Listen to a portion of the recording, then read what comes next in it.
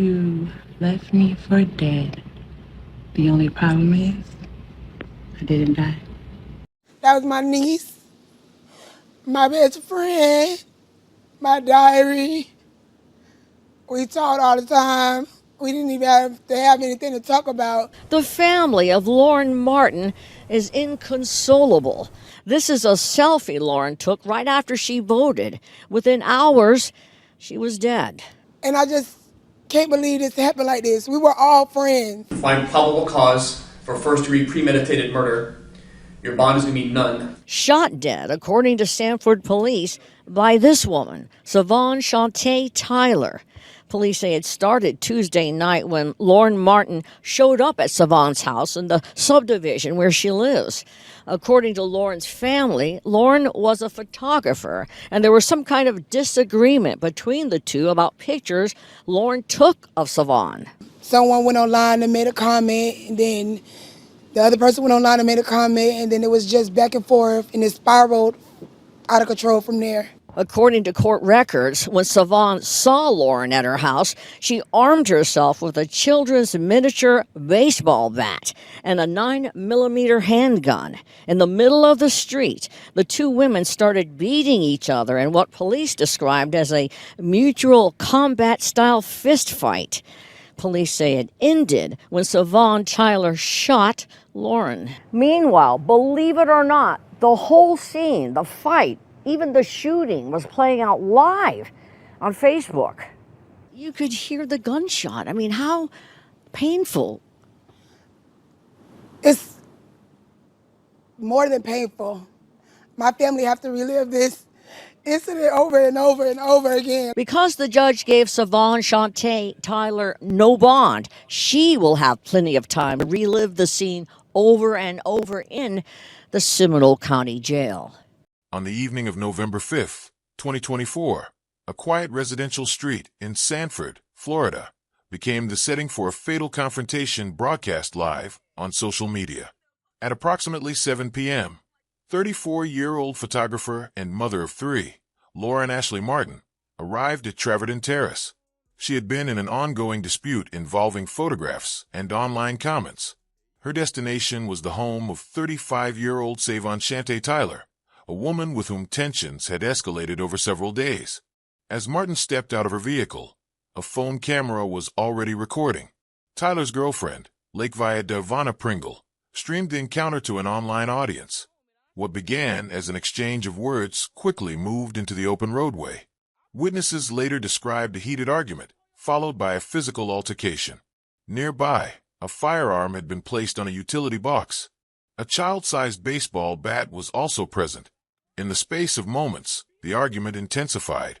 Tyler retrieved the handgun. Multiple rounds were discharged. Martin fell to the pavement as the live stream continued.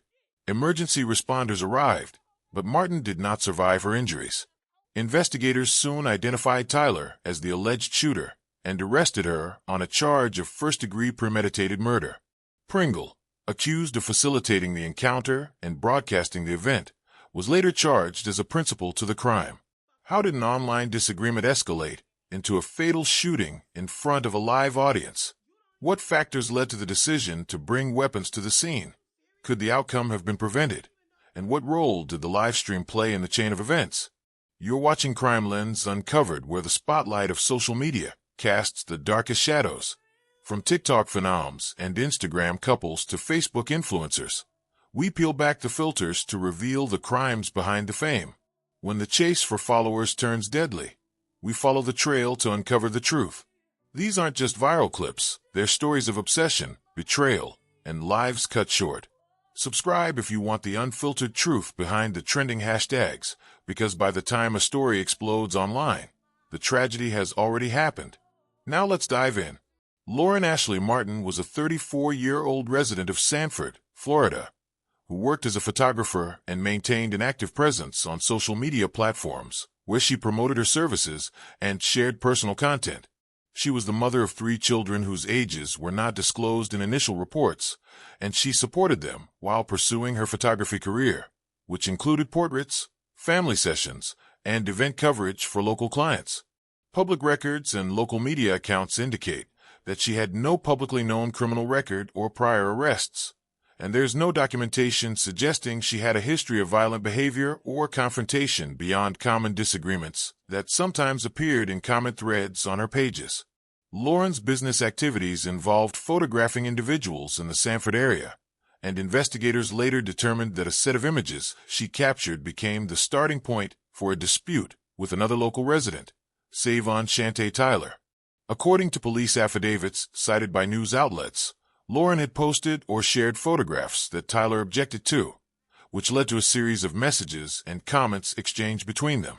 These communications reportedly included disagreements about whether certain pictures should remain online and about remarks made on social media, though the exact content of the exchanges has not been released in full. People who interacted with Lauren online described her as responsive to messages regarding her work, and she appeared to use Facebook as a primary channel to coordinate shoots and receive feedback. Investigators reported that, in the days leading up to November 5, 2024, she was involved in conversations related to the disputed images, and she referenced a plan to address the matter directly with the person who challenged her about them. Law enforcement statements summarized in court records state that she decided to drive to Traverton Terrace in Sanford, where Tyler resided, after the conflict escalated beyond online discussion. Available evidence shows that Lauren arrived at the location alone in her vehicle and that she brought no visible weapons to the scene, according to initial witness statements cited by investigators. Reports emphasized that her purpose was to speak with Tyler about the ongoing disagreement and that she had not made arrangements for a mediator, law enforcement assistance, or other third-party supervision before approaching the address. Her decision to meet Tyler in person, rather than continue the discussion online or through intermediaries, positioned her in close proximity to the other individuals involved in the incident. At the time of her death, Lauren's name was linked to multiple social profiles used for photography advertising, and her client base was primarily local. News coverage following the shooting noted that she left behind 3 dependents, prompting acquaintances to organize fundraising efforts for funeral expenses and for the children's care.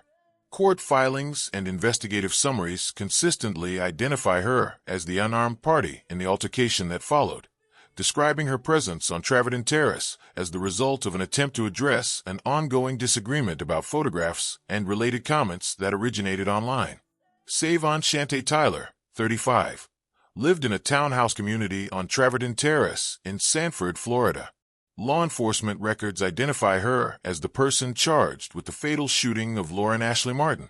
Investigators state that Tyler kept a 9mm handgun outside her residence shortly before the encounter, placing it on a utility box close to the street. A small baseball bat was also found nearby. According to an arrest affidavit, Tyler and Martin argued in the roadway, and the situation developed into a physical struggle. During that confrontation, Tyler retrieved the firearm and discharged multiple rounds. Officers arriving after the gunfire recovered the weapon and took Tyler into custody on a count of first-degree premeditated murder. Case files indicate that the gun placement and other preparations are part of the evidence used to demonstrate intent. Lakevia Devonna Pringle, identified as Tyler's girlfriend, was present throughout the incident. Authorities allege that Pringle live-streamed the confrontation using her phone, capturing both the dispute and the shooting. Police reports describe her positioning herself to record events and making statements during the broadcast. Investigators have charged Pringle as a principal to first-degree premeditated murder, asserting that her decision to film and her remarks on the video may have encouraged Tyler's actions. After leaving the scene, Pringle later surrendered on the warrant and was booked into the Seminole County Jail. No prior violent criminal record for Pringle has been reported in publicly released documents, and other aspects of her personal history remain limited. We at home and our shit. All right, what's he? I'm recording. You want me to hold your phone too? You want me to hold your phone too? Shit. You record. You can't in my shit, hold you real brave. You gonna do what? Bop her goofy ass. Beat her ass. Beat that whole ass of that bitch, baby. Beat her motherfucking ass of that bitch. Beat her ass, babe. You hoes, this what you hoes get. This what you hoes get. Beat that whole ass, babe. Puss ass hoe. Puss ass hoe. Beat that whole ass. Beat that whole ass. After the gunfire on November 5, 2024, activity on Traverton Terrace shifted immediately to emergency response. Neighbors who heard the shots or viewed the live stream called 911, reporting that a woman was down in the street and another person appeared to be holding a firearm. Dispatchers sent Sanford Police Department units and Seminole County Fire and Rescue personnel to the location. Responding officers arrived within minutes, secured the roadway, and detained Savon Shante Tyler without resistance. Paramedics assessed Lauren Ashley Martin, noted multiple gunshot wounds, and began life-saving procedures before transporting her to HCA Florida Lake Monroe Hospital, where she was later pronounced dead. Investigators cordoned off the scene to preserve evidence. They photographed the roadway, marked the positions of shell casings, and documented the firearm that officers recovered after securing Tyler. A small aluminum bat located near the curb was also recorded as part of the scene. Detectives obtained a mobile phone used to broadcast the incident and ensured the recording was preserved for analysis. Officers interviewed available residents and bystanders to capture immediate statements, while details remained clear. Tyler was transported to the Sanford Police Department for questioning and subsequently booked into the Seminole County Jail on a charge of first-degree premeditated murder. Detectives submitted an arrest warrant for Lakevia Devonna Pringle, citing her actions during the live stream and her proximity to the confrontation. Investigators prepared affidavits outlining probable cause and forwarded preliminary findings to the state attorney's office for review. Crime scene technicians completed evidence collection, including ballistic material, photographs, and digital media. They logged the chain of custody for each item to ensure accuracy for later proceedings. Law enforcement issued an initial briefing to the press, confirming that one person had been fatally injured, that a firearm had been recovered, and that charges were being filed. As night fell, the area was cleared once evidence processing ended. Patrols resumed routine coverage, and detectives continued compiling reports. Public records later reflected Tyler's booking status and the pending warrant for Pringle. Community members organized online fundraising to assist Martin's family with burial costs and support for her children. The investigative phase that began at the shooting scene closed only after documentation of all physical items, interviews, and forensic samples was complete. At that stage, custody of Tyler had been established, Pringle was being sought under the issued warrant, and the case transitioned from an active response to ongoing prosecution preparations. After emergency crews and patrol officers cleared the scene on November 5, 2024, the case involving the shooting of Lauren Ashley Martin entered the legal and investigative phase. Detectives from the Sanford Police Department compiled the physical and digital evidence recovered at the location, including the firearm, cartridge casings, an aluminum bat, scene photographs, and the live stream video. All items were logged into an evidence database and transferred under chain of custody to the Seminole County Sheriff's Office Forensic Services Unit. Ballistic technicians compared the casings with test-fired rounds from the seized pistol and verified that they matched. Crime laboratory staff examined the gun, magazine, and bat for fingerprints and swabbed each surface for possible DNA profiles. Investigators conducted a detailed review of the live stream footage. They synchronized timestamps with statements from witnesses and officers to build a timeline from the beginning of the encounter through the last gunshot. Written transcripts identified words spoken by participants and the duration of each step in the sequence. Search warrants were obtained for related social media accounts to collect messages exchanged in the period leading up to the incident. Analysts checked these communications for language indicating preparation or threats that could clarify motive or intent. The state attorney's office evaluated the investigative findings and issued formal charges. Savon Shante Tyler was charged with first-degree premeditated murder, with prosecutors citing evidence that she retrieved a loaded firearm during the dispute and discharged several rounds at close range. Lakevia Devonna Pringle was charged as a principal to first-degree murder based on her actions in documenting the encounter and remaining at the scene while events escalated. Charging documents were filed in Seminole County Circuit Court. Tyler appeared at an initial hearing, where a judge ordered her held without bond and set procedural deadlines for discovery and motions. Pringle, located by law enforcement under the court-issued warrant, was booked and released on bond with conditions restricting contact with Tyler and with Martin's relatives.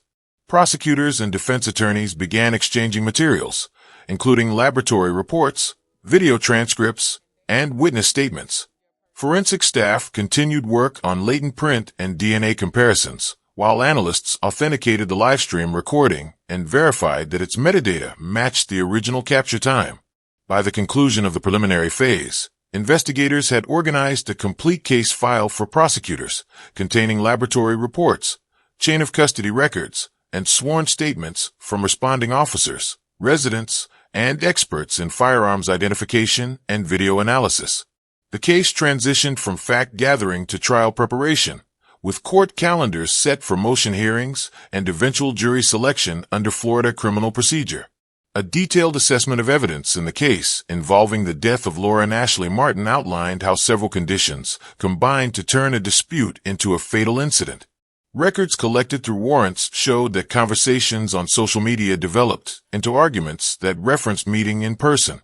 None of the participants sought help from authorities or a third party before arriving at the location, leaving the situation without an organized way to prevent escalation.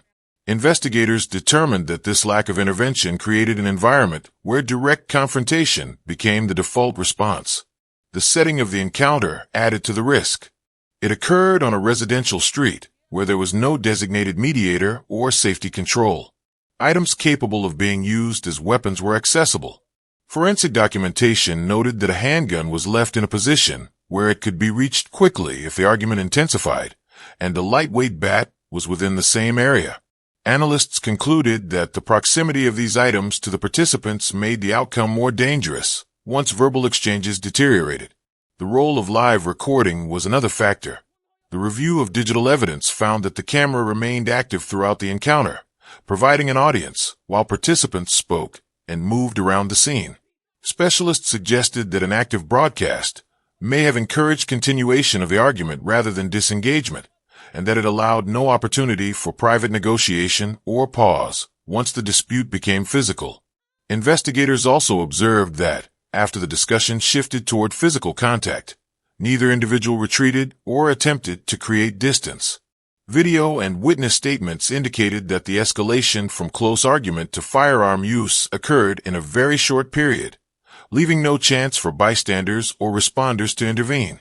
The speed at which events progressed meant that the first appearance of the weapon was almost immediately followed by gunfire. The combined analysis described how an unmoderated online disagreement, an uncontrolled meeting point, immediate access to a firearm, and the presence of a live audience formed conditions for violence. According to the investigative report, these elements explained why a dispute that began as a disagreement over images and comments advanced to the use of deadly force.